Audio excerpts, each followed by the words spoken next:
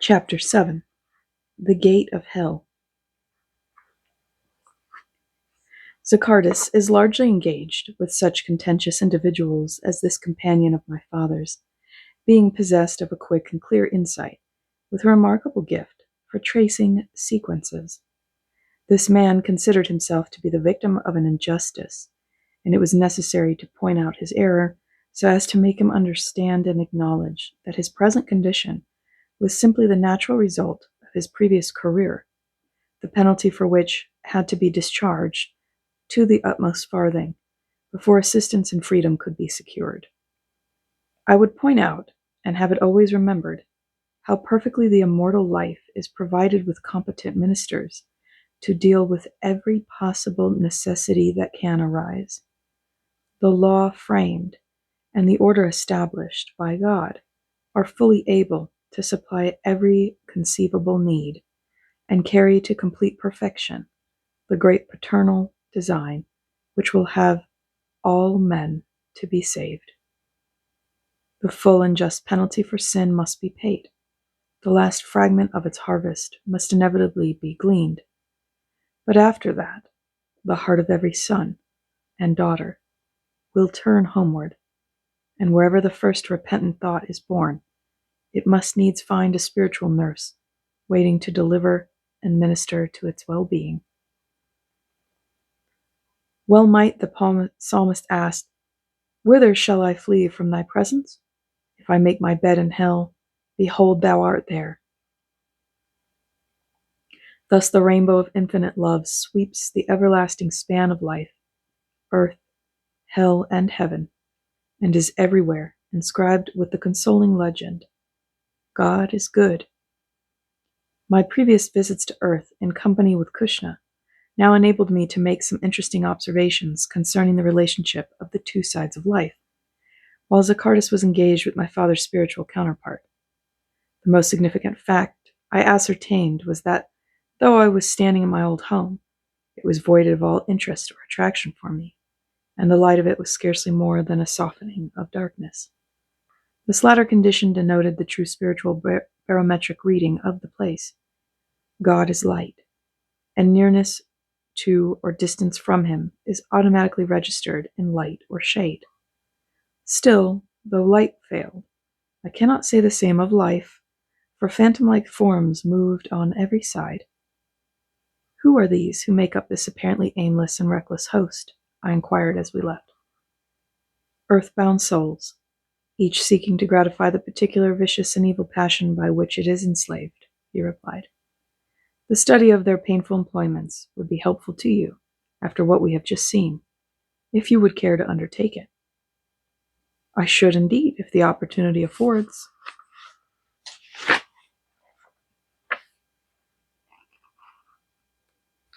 That can be easily arranged, he replied, but you must do it under the guidance of someone engaged in the ministry going on here, who will be far better qualified to instruct you than I am. As he spoke, he dispatched a thought flash, which was almost instantly answered by the arrival of the leader of one of the bands of workers near at hand. "My brother Ladas," said Zacchaeus, introducing me. "Afrar desires to know something of your mission. May I commend him to your discretion?" "I cannot introduce you to the pleasures of paradise, but it is possible you may see something of its joy," he answered. "Our work lies more in the shadow than in the light, but it will show you much of the law and love of God." "I wish to learn the law. I have already seen something of the pleasure," I replied. "Ladas is well able to instruct you as you wish," said Zacchaeus. "I will entrust you for the present to his care and take my leave."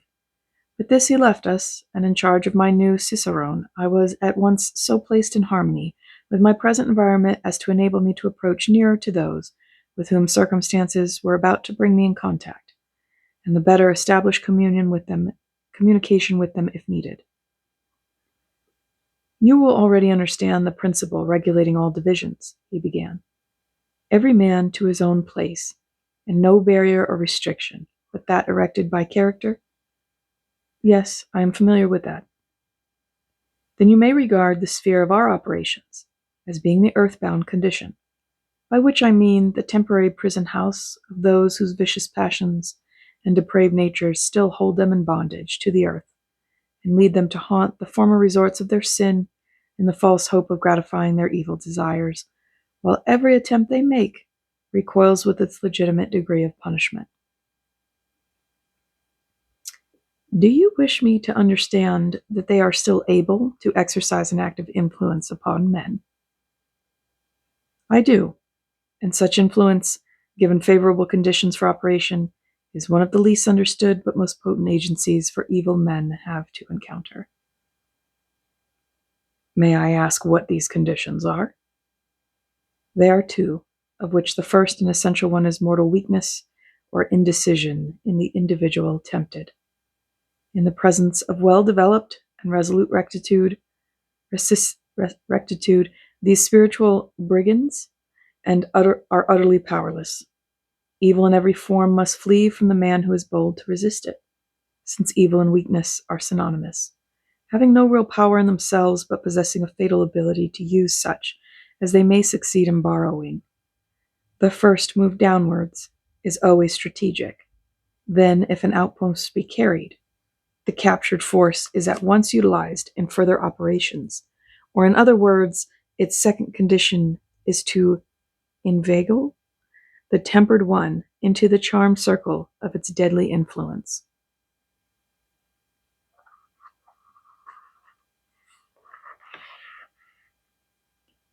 I am not quite sure that I understand you. I know it, but I require your most careful attention, and secure it by first stating my proposition vaguely. Now that you are doubly eager to follow me, I will make my meaning plain. The association of certain places with particular vocations is too well and universally recognized to need more than mention. The student will work with greater ease and effect in his study, seated in a given chair, occupying an accustomed position. Why? Because the room has become saturated with the spirit of his labors, and that chair occupies the center of the radiation of past researches. From that point, everything around him has become saturated with his mental creations, and in his accustomed place, the spirit of the past mingles with the present effort and produces inspiration. A place set apart soon begins to breathe the atmosphere of its association, and the strength increases by use until it is easy to understand, for instance, how complacently one may smile at Satan's rage and face a frowning world. When standing in a place which hallowed associations proclaim to be a house of God, a very gate of heaven, there angels gather round, and in the secret of his presence, there is rest, sweet rest.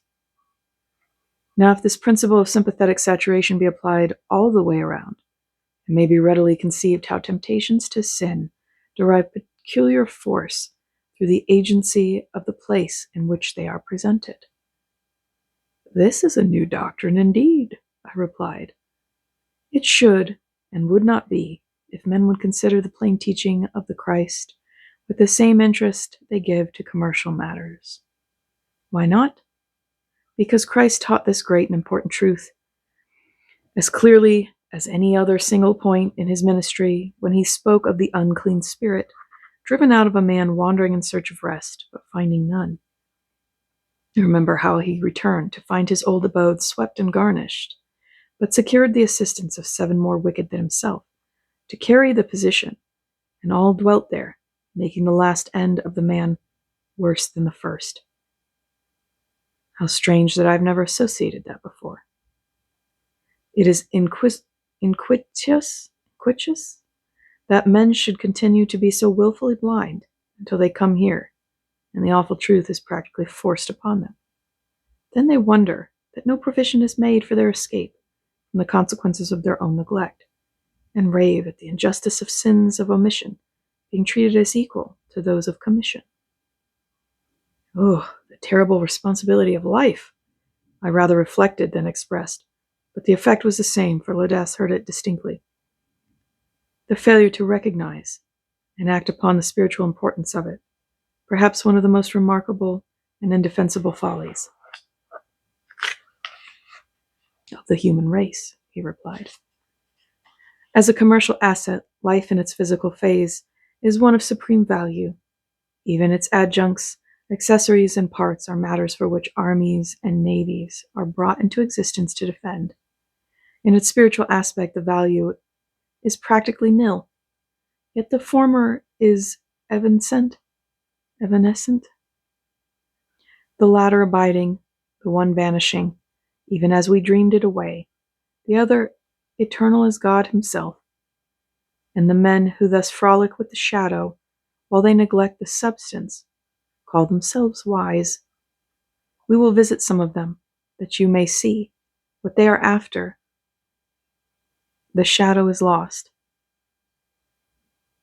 and the plea of ignorance has received its just consideration. Is the earthbound condition, then, another name for hell? I inquired. No, it is in a double sense only the gate, the vestibule of hell. In the earthbound conditions are received actively vicious and openly rebellious souls who, having deceived themselves and being bound to earth by reason of their slavery to sin, thirst for it and determined to have revenge upon their fellows. Hence their cup of iniquity is not yet full, and in the violence of their passion they elect to continue their evil course in seeking to effect the downfall of others. And are they allowed to do so? Yes, every individual is free to do as he wills in that respect. We have no barriers of restraint, though all are continually and faithfully reminded of the consequences of their action, and a ceaseless watch is kept for the first sign of weariness in their futile course. Then, when the measure of their sin is known, they pass from hence to the real punishment of hell. Then they do not actually endure suffering here? Most mercifully they do, or vague indeed would be the hope of their reclamation. Every soul, as it drops the flesh, finds itself possessed of a spiritual body, which is the true essence of the life producing it, and is only adapted to existence in similar conditions to that which called it into being. As in the physical state, fish prefer water and birds the air, so here every soul gravitates to its own place by virtue of adaptation. Here, however, lies the one awful fact we must ever keep in mind, or we shall misunderstand everything. Each individual soul, on entering this life, is strung to the same exquisite delicacy of sensation. The brightest saint and the vilest sinner are thus equally sensitive to the pleasure or torment of the position they have deliberately qualified for. In this provision is manifest the perfect justice of God. So long as these rebellious souls remain here and unrepentant, every act of sin brings about its own immediate punishment, until the futility of their course works towards repentance through despair, at the first sign of which we intervene, and the prodigal is carried away to commence the discharge of the debt it has incurred in the remedial punishment of hell. Then the actual penalty of hell does not begin here, I gasped in amazement. How can it possibly do so? He replied. The liabilities incurred cannot be ascertained until the arms of rebellion are laid down, and God exacts strict justice, nothing more. Let me assist you by pointing out the difference between the punishment endured here and that of hell. Then you will better understand what it is I mean. It is possible that the punishment of the present may be equal to the soul will their experience, but this is simply an effect immediately resulting from an act at the instant of its performance. That cause and effect may be clearly traced, and the mad career stopped. In the true hell, a man is brought face to face with the full account which stands against him, and he is called upon for payment of both principal and interest.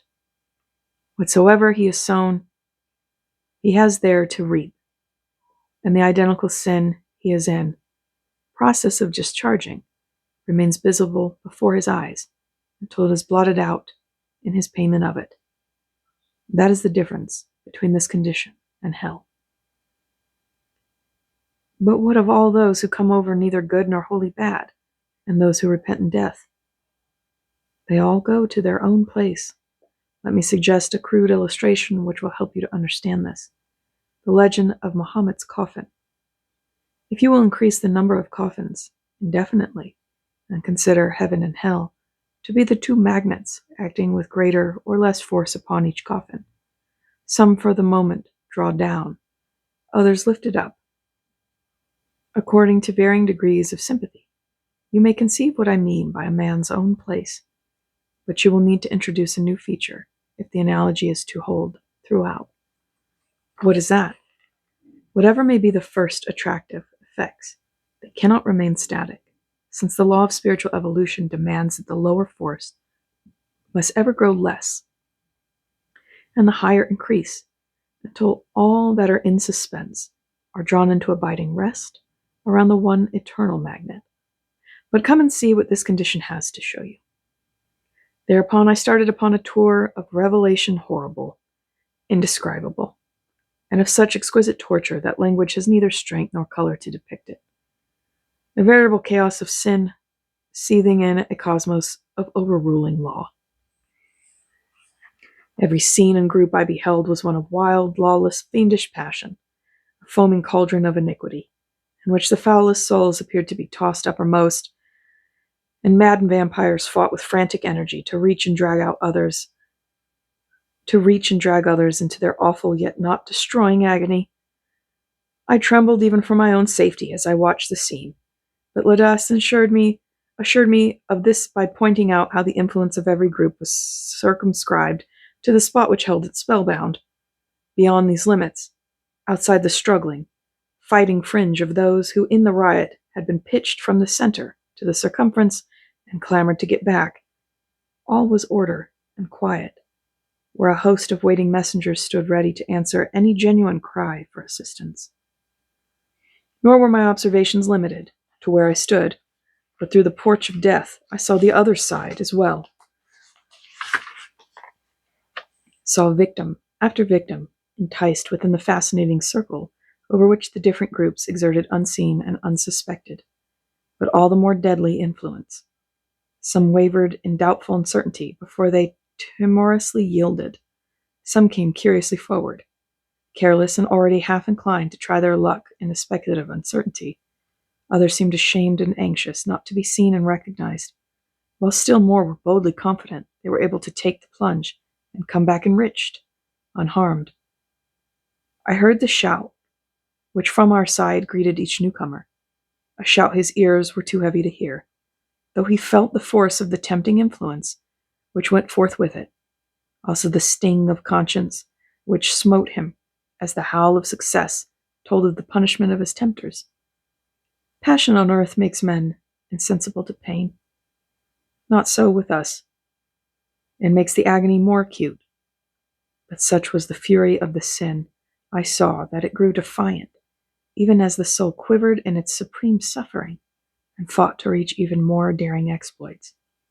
Hungry, wolfish eyes glared with determination to destroy. Greedy, trembling, twitching hands reached riotously out, impatient to drag down the irresolute, though every soul well knew the greater scourge would fall upon himself should he succeed. No, this is no poetic rhapsody, but a true, if imperfect and incoherent memory of an awful experience which God in his mercy granted to me that I may speak of it and shout its warning to the sons of men. The fire of a Dante's fervid imagination would be as an iceberg compared with what my eyes beheld in living exposition of the truths Ladas had previously expounded, and in confirmation of the neglected assurance that the way of transgressors is hard. Is there no possible way by which amelioration can be brought to such overwrought agony? I inquired as my conductor led me away from the scene of such excruciating torture. None. If any assistance could be of service, I could summon 1,000 helpers for every suffering soul in want of it. But what could such ministers do? See the number who are already waiting to fulfill the office.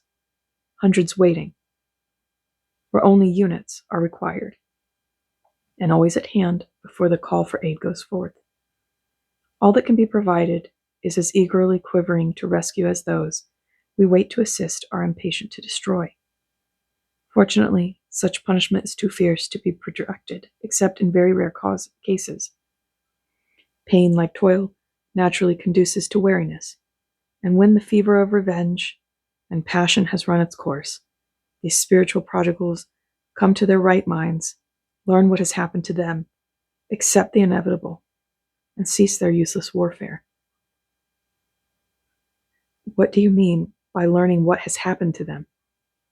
Ah, that is an explanation I must make before you can truly understand what you have just seen. It might have been well had I made it earlier, but it comes quite naturally now, and will make an aftergleam of useful service.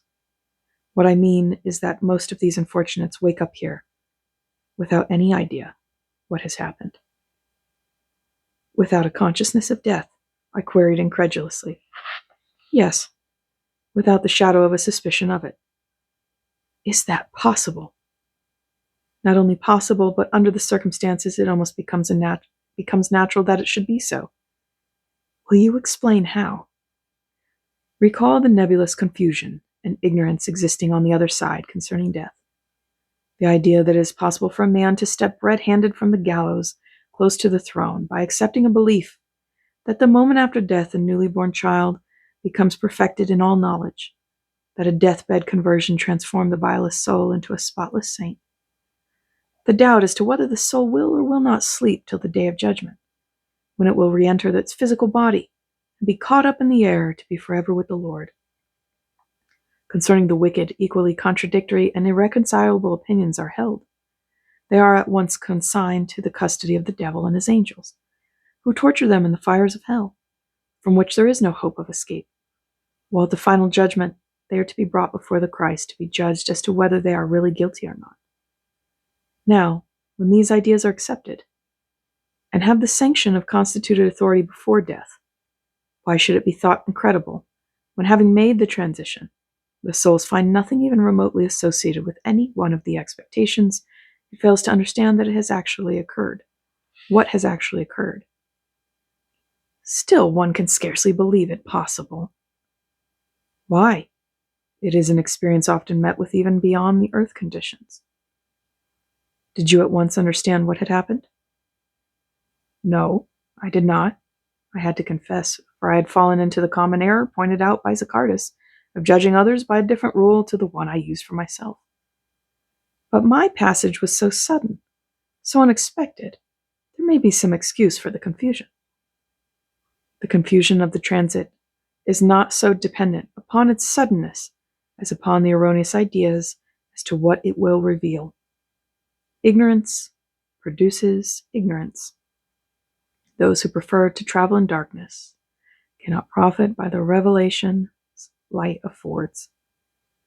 The man who takes his journey by night from England into Wales and sleeps upon the trip will wake uncertain as to whether the Severn tunnel has been passed or not, and naturally inquires, "Where are we?" But I scarcely think the analogy holds. Why?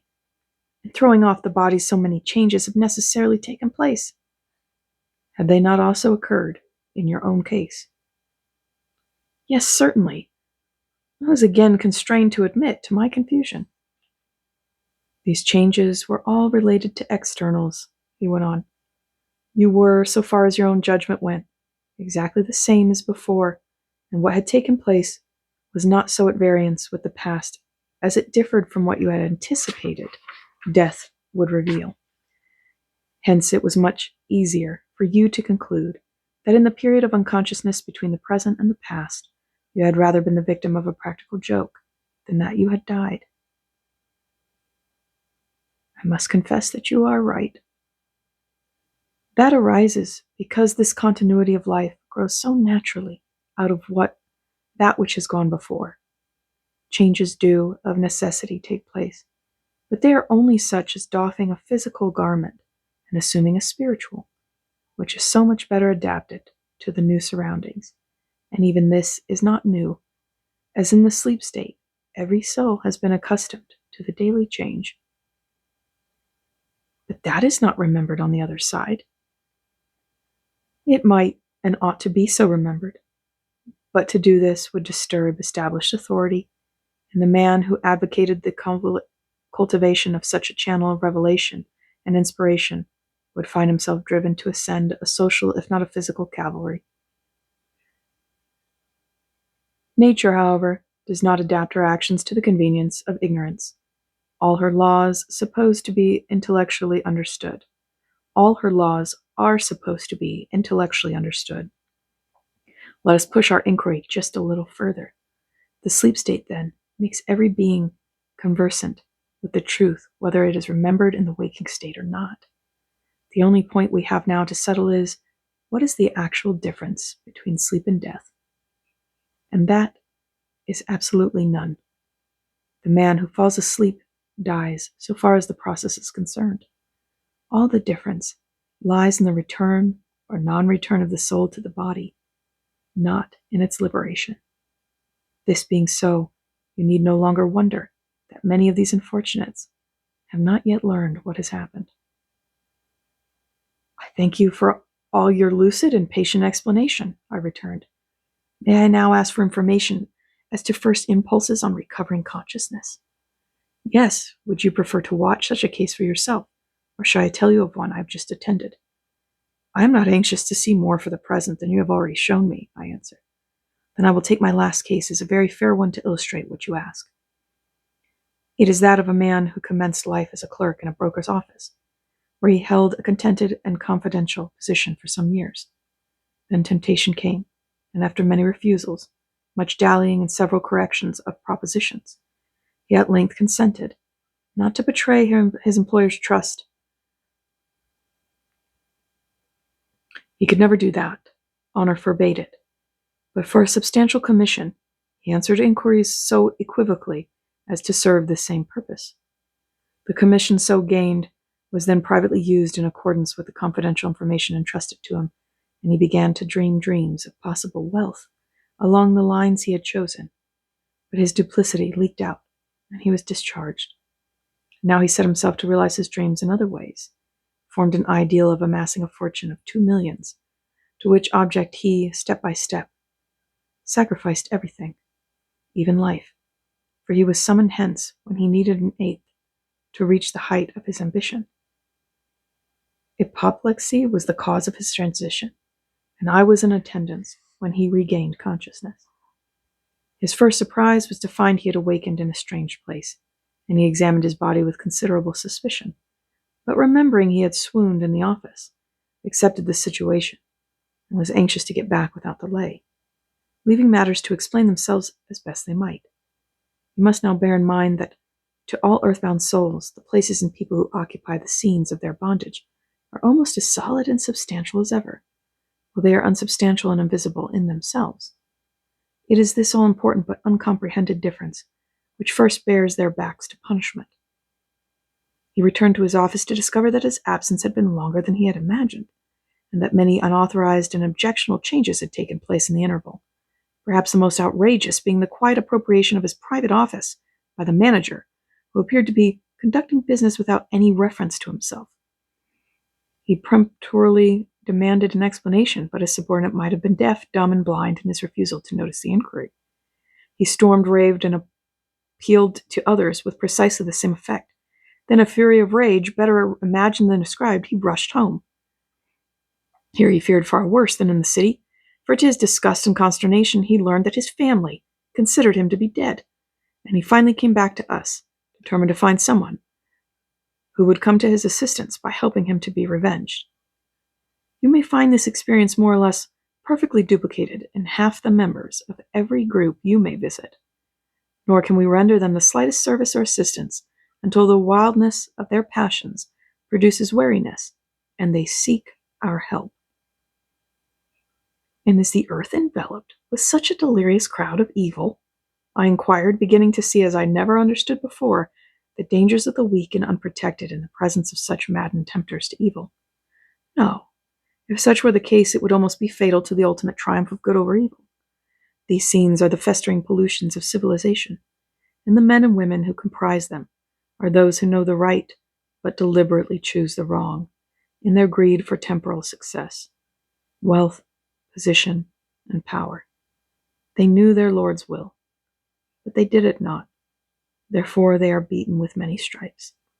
Much has been given to them, and much required in return, but having wasted their substance and made themselves moral and spiritual bankrupts, That which they have accumulated has to be taken away, and what you have seen is the first part of the stripping process. The commencement of the fire by which their souls must be purified. With what terrible emphasis everything insists upon retribution here, I exclaimed. That is because you see law working out its justice, law that is always and invariably inexorable. The fatal mistake of the other side is to regard law as being inflexible in its physical aspect only, but in the spiritual sphere, that is, if it should exist here, which is exceedingly doubtful, it is both capricious and easily evaded by repentant promises to do better. No man who understands the nature of dynamite will trifle with it carelessly, and yet dynamite is harmless compared with the spiritual laws men ignore. There is always a possible escape from dynamite, but not from law. But your illustration fails if these earthbound souls are principally the product of civilization, for dynamite will explode equally in the hands of savage or cultured. No, my analogy still holds. The explosive is a product of civilization, and is inaccessible as its properties are unknown to the savage. If therefore such an explosion occurred, it could only be by the dynamite being imported with some sinister intent, and the responsibility for the disaster would lie with the importer, not the savage. It is precisely the same with these groups of earthbound iniquity. Every individual in all that awful host is entering on the legally and perfectly just reward of the deeds done in the body. But in further answer to your inquiry, let me point out how every group is bound to a certain place in their aggregate action. Drunkards gather around taverns, gamblers on the racecourse, or other places devoted to sport. So on until you have located every group. But apart from this collective grouping for greater strength, each individual has his own particular bond to the scene of his personal transgression. As I pointed out in the case I have described, much of the torture arises from the fact that the fetters his conduct has forged compel him to witness, bound and helpless, the frustration of the project for which he had forfeited everything, to find that the egg for which he eagerly gave his soul hatches nothing but a scorpion to increase his own torment.